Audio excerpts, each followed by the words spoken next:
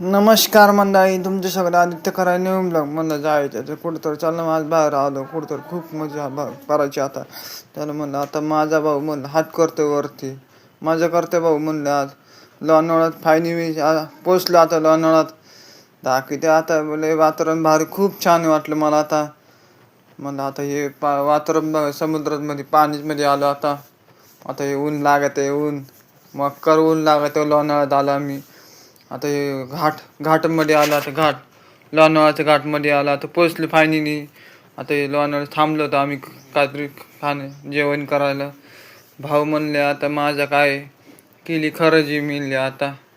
कसं आहे नाक नाही करायची. आता मी म्हणलं व्हिडिओ काढून घ्या चांगलं शिटिंग काढून. लोणावळ्यात पोचलो आता.